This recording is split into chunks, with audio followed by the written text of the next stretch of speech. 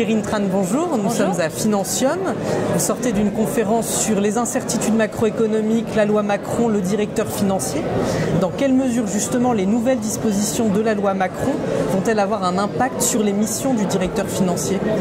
Eh bien, dans les prochains mois, les prochaines années, le directeur financier va être placé en première ligne à 3 niveaux.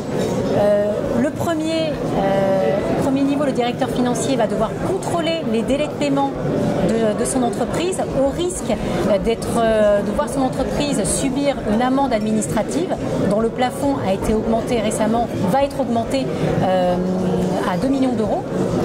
Il va devoir, à un second niveau, intervenir dans le rôle du commissaire aux comptes.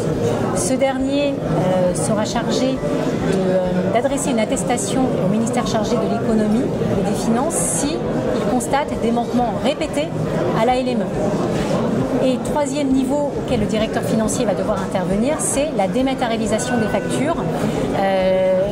Selon le baromètre cabinet IFOP, cette dématérialisation a convaincu plus de la moitié des entreprises, donc se révèle véritablement bénéfique pour la réduction des délais de paiement.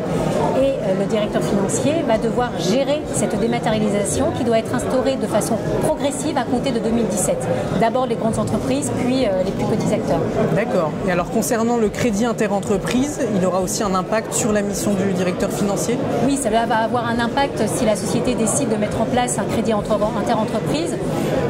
Selon le baromètre cabinet IFOP, ce crédit interentreprise a convaincu peu de sociétés, puisque la majorité d'entre elles, à 88%, craignent que ce crédit engendre un lien de dépendance entre les entreprises. D'accord. Et le directeur financier, sa difficulté va être qu'il va devoir s'improviser directeur des engagements, ce qui va être très compliqué en l'absence d'outils et d'informations dont dispose la Banque de France. Très bien. Merci à vous, Kérine. Je vous en prie.